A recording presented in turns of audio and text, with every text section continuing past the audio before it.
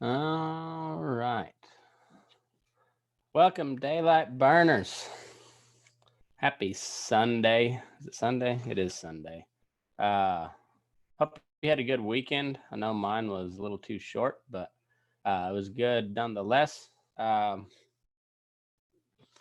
talk a little politics tonight. See if I can't kind of catch up to date with I guess the presidential race mostly, um, as far as I can tell, and some of what I see happening and stuff. I don't know where the hell it's going. So it could be kind of boring, but anyway, there's seems like there's it's the same shit over and over, but there's some stuff working in the like if you get past the first layer of bullshit, there's a lot of stuff going on. But before we get into it too far, I got to tell you about my sponsor. Y'all know the drill. Loma Livestock, located there in Loma, Colorado at 1369 12 and a half Road. Owned and operated by my good buddy George Raftopoulos, and they got a sale going every Wednesday with cows and singles starting at 9 o'clock, followed by the feeders at 11. And if you'd like to consign or you got any questions for them, give them a holler 970-858-9988 or check them out online at lomalivestock.com. So, anyway, big news of the weekend is Bernie Sanders won the Nevada Democratic caucuses by pretty wide margin, basically a landslide. Last I looked, let me check here. I've got that pulled up. 47.1% of the vote, getting 11 delegates. Joe Biden was the next closest with 21% of the vote. So 26-point lead for Bernie. You could safely call that a landslide. Joe Biden, 21%. Mayor Pete Buttstuff at 13, almost 14%. Lizzie Paleface got 9%. And Tom Steyer actually got 5%. Well, he did spend a fuckload of money here in Nevada, so I guess he got some return for his buck, but not much. Amy Klobuchar got 4% of the vote. I think that was a pretty short-lived deal for old claimy Amy Klobuchar. She did pretty good in New Hampshire, but I don't think she's got much chance going forward. Big story though is Bernie. The day before I think it was the day before the caucus. So that had been Friday, if I remember right. It came out that this intelligence community had briefed Bernie that Russia was interfering into his campaign, and that's it's kind of funny how everybody that Hillary Clinton doesn't like all of a sudden becomes a Russian puppet or asset, or Russia is interfering in our elections on their behalf. Um, so anyway, this was a very similar moment to what happened to Trump, and Bernie being kind of a puss like he is, he instead of calling out the bullshit where it was, because it's almost identical to the tactics they used on Trump. Um, he in turn denounced Vladimir Putin and told him to stay out of our elections instead of just saying no, this is bullshit.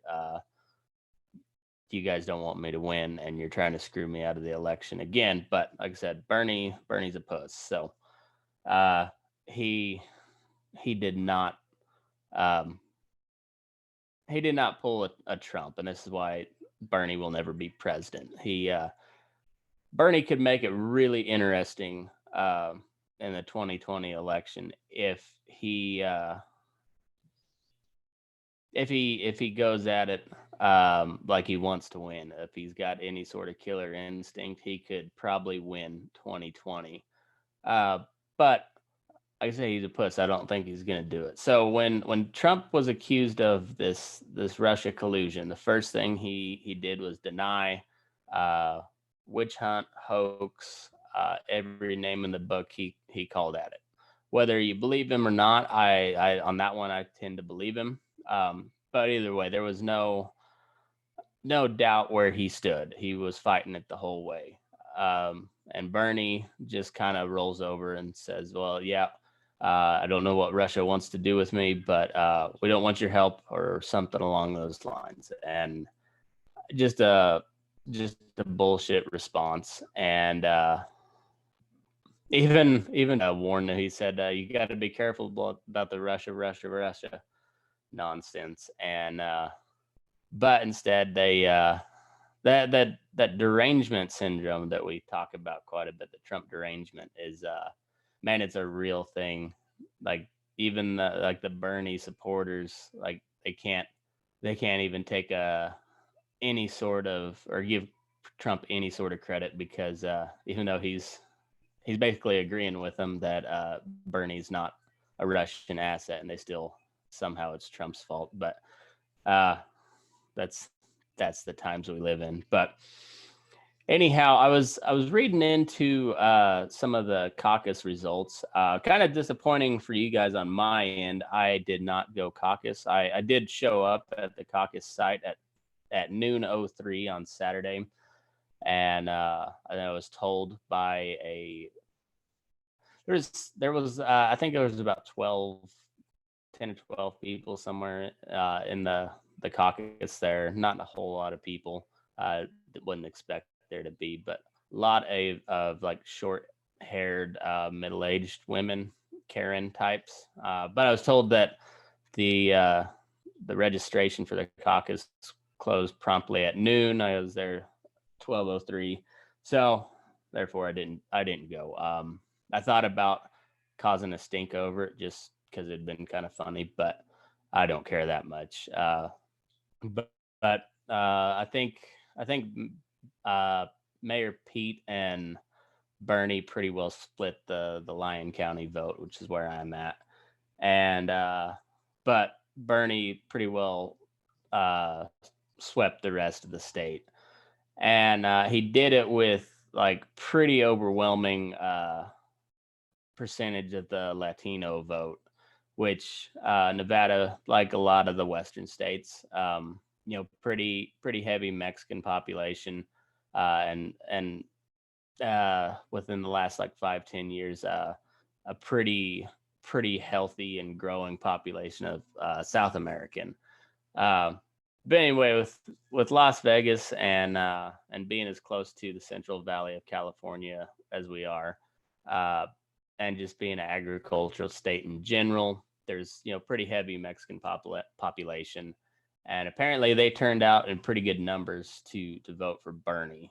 Um, I was reading an article from Yahoo about this consultant that um, the Sanders campaign hired after the 2016 election, where they saw that Bernie had pretty good numbers with the Latino vote, or the Hispanic, whatever. I don't know what the preferred term is anymore, but um, but they didn't capitalize on it in time to win Nevada.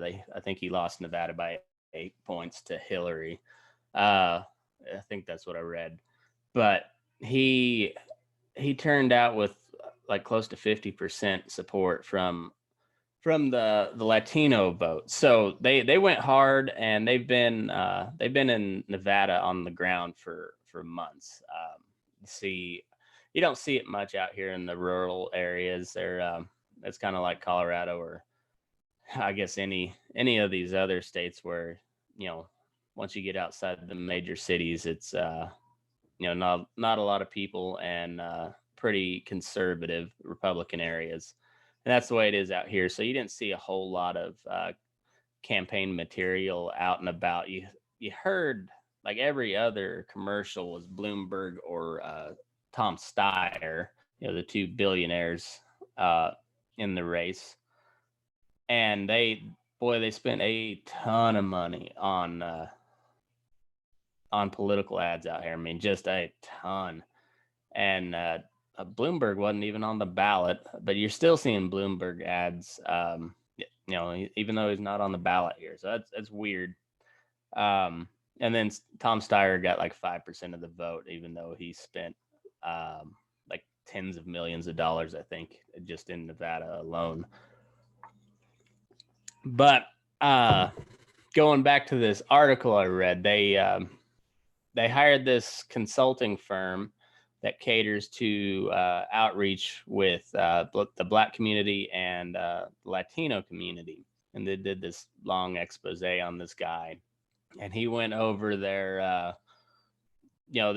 tactics and strategies going through, and they not only targeted the Latino community, but they dove deep. So in the like heavier Mexican neighborhoods, they would use a certain type of talking points with them, as opposed to say like a Puerto Rican community or something like that. They would use completely different talking points, but all in Spanish. And then they tailored like their more like social media type ads or Spotify or anything kind of technology related.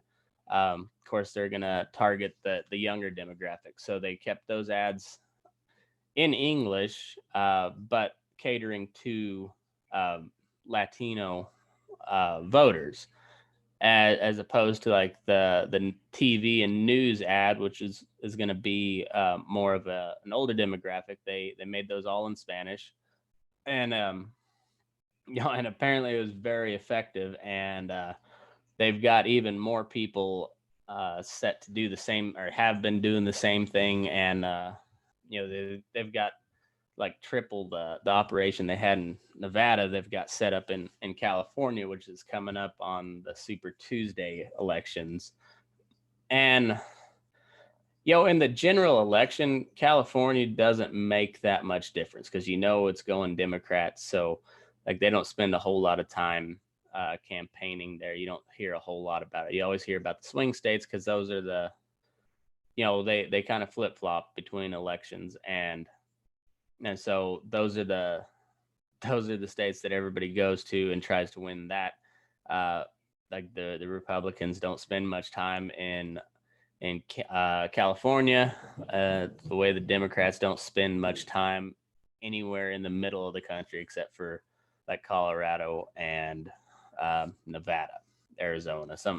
There's just a handful of swing states that they, from like the Mississippi River west. There's only a handful of states there in the middle that they go to. But just same, you don't see Republicans campaigning hard in California or New York. But in the primary, California can pretty well make or break a candidate on the primary, and especially on the Democratic side.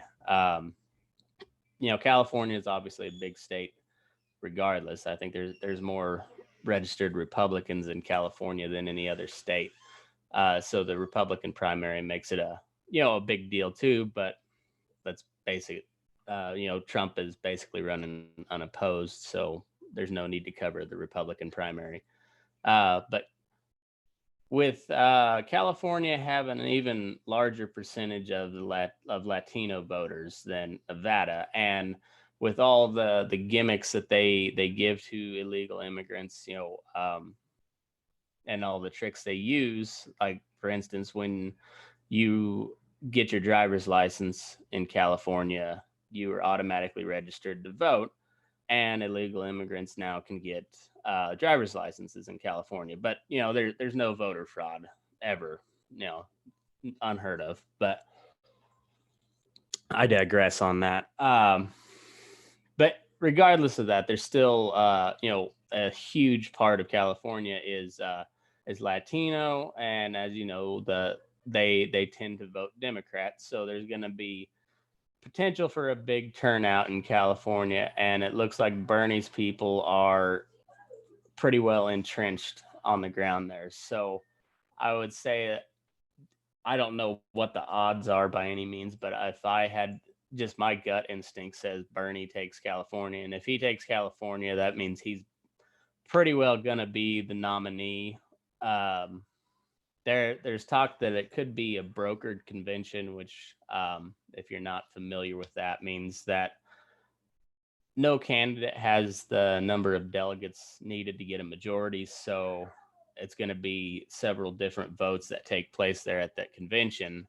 And after that, I don't know, I haven't read up on what the exact rules are, but I think what happens after the first ballot, if there's no clear majority, then it goes to, you can add people in, and the party sets the rules. So there's some conspiracies floated about that don't seem all that conspiracy-ish. Seemed like it could conspiratorial. That's the word. It don't sound all that conspiratorial, but it kind of sets a pretty picture for Hillary Clinton to jump back in and become the savior of the Democratic Party once again, or something along those lines. But I think if Bernie is able to win California and do pretty good in the rest of the Super Tuesday states, there's a pretty good chance he wins it outright, and they won't really have much of a chance to steal the election from him, which is almost right in line with how it worked with Trump in 2016. If you remember, there was talk of changing the rules in the in the RNC to make sure that Trump didn't get the nomination, and it just so happened that Trump pretty well smashed the rest of the competition. Cruz put up a pretty good fight for a while, but it got to be where the lead was so overwhelming that there wasn't any way that they could take the nomination from him without just really pissing a ton of people off. So they kind of had to just let it happen. And once again, Bernie's a puss. So if it comes to that, I almost guarantee you that Bernie will roll over, because he's done it before. 2016, same way. Like they pulled so many shady, underhanded bullshit tricks to make sure that he didn't win, and he never once called him out on it. And he actually ends up endorsing Hillary, and not just endorsing, but campaigning for her. So yeah, that's whether you like Trump or not, that's not the Trump way of doing things. He ain't gonna roll over for anybody. So yeah, it's it'll be interesting if if Bernie doesn't just run away with it, how it plays out in the convention. But the way it's looking, the way he did here, I know Nevada's a pretty small state, but there's a lot of similarities with California. Not so much the politics yet, but just the demographics are pretty similar. And so if that's any indication, and especially if being as left wing as California is, Bernie probably runs away with California. And I don't know, I couldn't tell you what he'd do in Texas, but obviously he's not going to win the state of Texas in a general. But once again, on these primaries, it's Texas is a huge state, just like California. So while it don't there's not as much attention to them in the general election, they can really swing a primary. So I don't know what the polling numbers or what the feel is out of Texas, but I would be pretty convinced that Bernie wins California, and that if he does, that probably would mean Texas too, I would imagine. But I don't know. It's it'll be interesting to see what other bullshit they try to pull to stop Bernie, because The last, not this debate that just happened, but the one before, I was talking with my buddy Rob afterwards about the whole Bernie told Elizabeth Warren that a woman would never be president or some whatever. She pulls the sexist card on him, like just right before the Iowa caucus, and and the media ran with it, just like they ran with the whole Bernie's a Russian asset deal, and they gave him almost no coverage when he won New Hampshire. The headlines were,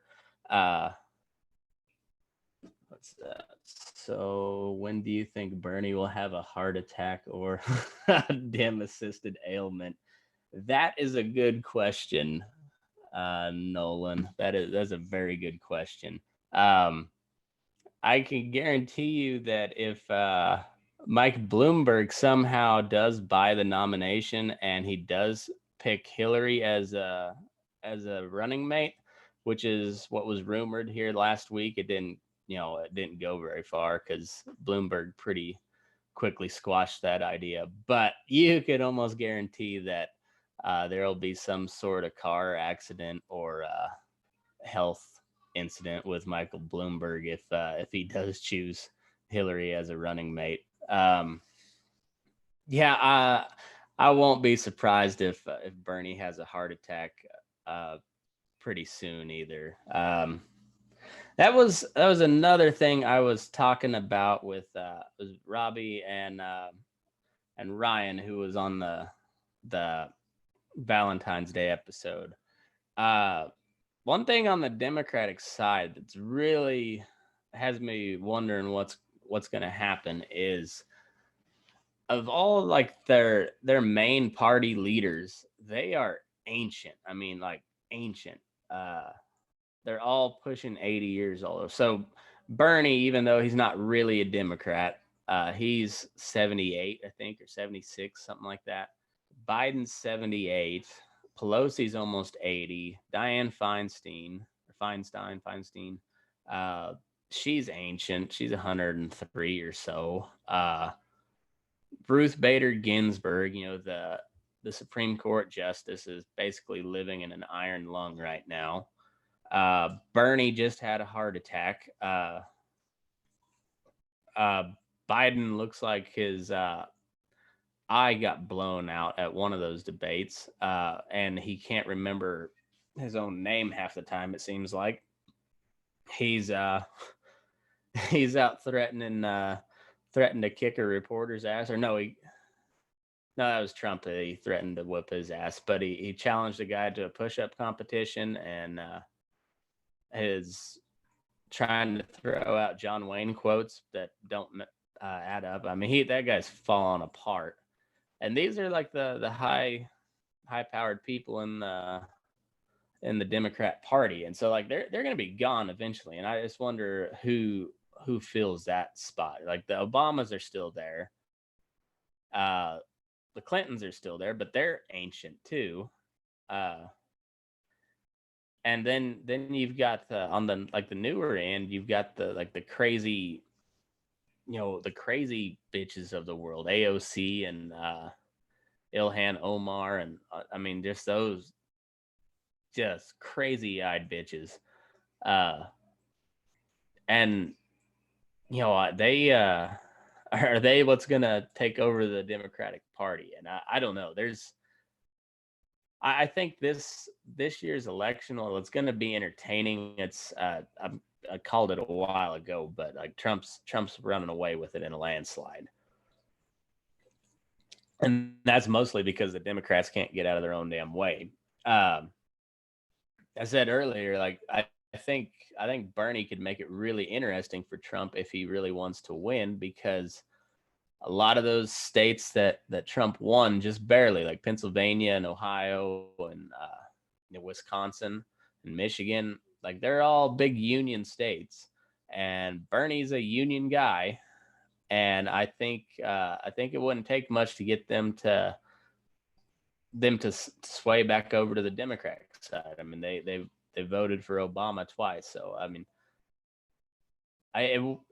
I think Bernie could put up a fight, especially with the amount of uh, attention he gets from like college kids. You know, he could really turn out the youth vote. But I just don't think I don't know. He just don't have that like killer instinct that Trump has. And so I don't think there's anybody that's going to beat Trump. The economy, uh, as a whole is doing better. He'll say it's doing really well. I think it's not as good as we're led on to believe, but considering he can run on those numbers and win on that all day long. So I think he's got a pretty easy road ahead of him, but I think it could be interesting, but the Democrats have just shot themselves in the foot. So there'll be some, I'm sure, just some highly entertaining moments as the year wears on. But the big question for me is what happens after Trump, because I think it's, like I said, it's pretty foregone conclusion. We'll have 4 more years of Trump, but I don't know who takes over after, because there's plenty of memes of showing like the Trump dynasty, but I don't see that being the case. You know, political dynasties don't typically last long here in the U.S. And there's been a couple throughout the years, and like some like there's some families that have always been higher ups in politics, very powerful people. But as far as like presidential dynasties, there's never been more than two. So um, I don't see the long line of Trump presidencies that are that you see in some of the memes, and I know they're mostly joking, but I think there's a lot of people that would be okay with that, and I don't know. I don't see that happening. I won't be real surprised to see a Democrat win in 24, um, if they can get their shit together. So who knows? I think I think the Democratic Party's in a bad way right now. They gambled on this impeachment deal. They spent 3 years trying to get him out of office, and four going on 4 years now, and they've got nothing to show for it, and they haven't put up really anything other than investigations against him. So like they've got no legislation that he's blocked or anything really, because they haven't put anything up. It's all just been investigations and impeachment. So they kind of hung themselves on this one. And then yeah, when you when you impeach the president but don't get him removed, and and his approval rating goes up during the impeachment process, you're in a bad way. So I I don't know where they go from here. I think I think the old guard kind of power brokers, the Pelosi's and the Feinsteins and like Chuck Schumer and them, I think you're going to see their influence. Um, I don't know if it'll go away, but I don't think they'll have quite the influence they used to have here in the next year or so. And I don't know if they. I know there's been talk that they're trying to use some different tactics to try to push out like the AOCs and like the super left wing crazy, uh, just bug eyed crazy folks that got in this last term. They've been trying to work behind the scenes to get them out, but if you look at the areas, I don't know on some of them, but like the AOC in particular, she's from like super liberal progressive part of New York City. So as long as she wins the primary, she ain't going anywhere, because there's not a Republican going to win that district anytime soon. So I don't think she's going anywhere, and so it's going to be really interesting in the next election in particular. I don't know who comes out of the on the Republican side. Um, I don't think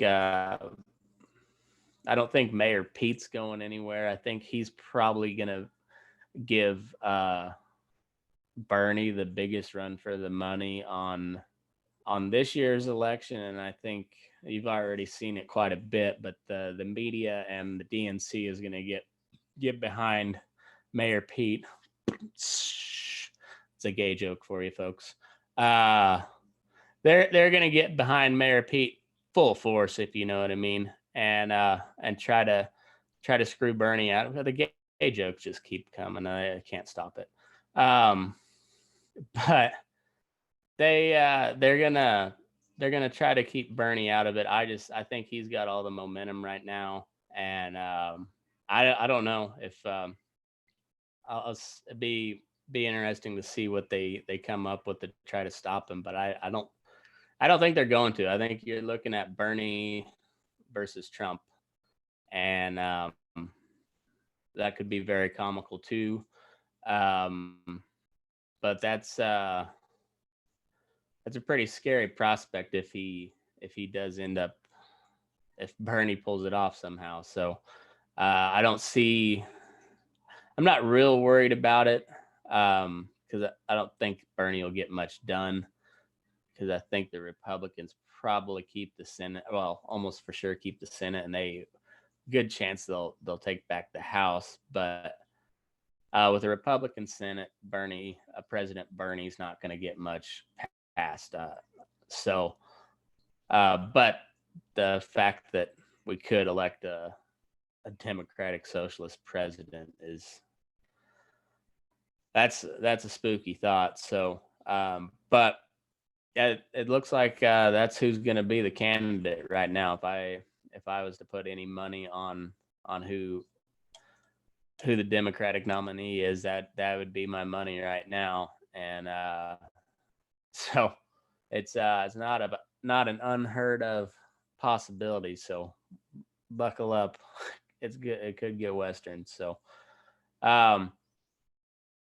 that's about all I got. Like I said, it was just it was kind of an eventful weekend, but compared to like the impeachment stuff, now it just seems like it's pretty boring, uneventful shit. But we are in the middle of a presidential election now, and yeah, and it just feels almost 100% certain that they blew their wad with the with the impeachment stuff, and they got nowhere to go now, and everyone they've got is, well, the only one that stands a chance is the one they hate the most. So I don't know. It's going to be interesting, folks. But you can hear about it here. We'll try to give you a little different perspective than what you normally hear. So if you like this stuff, keep tuning in, tell your friends, all that good stuff. So Mike, what the hell's up, man? Anyhow, that's going to do it for me. So go, where to find me: Facebook, YouTube, Burning Daylight, at Move Your Ass on Twitter, Instagram, and Snapchat. Go check out the website, burning-daylight.com. Oh, Chris Fogwell's got some leather gear that he sent me. We're going to try to sell it for him. So go check it out. We got some tapaderos, headstall, some spur straps. We got a whole bunch of stuff. I don't know what all it is off the top of my head, but it's there on the website. Check it out. He's trying to build his leather empire. So go check it out. If you see anything you like, go ahead and buy it. Help a fella out. So anyhow, go check that out.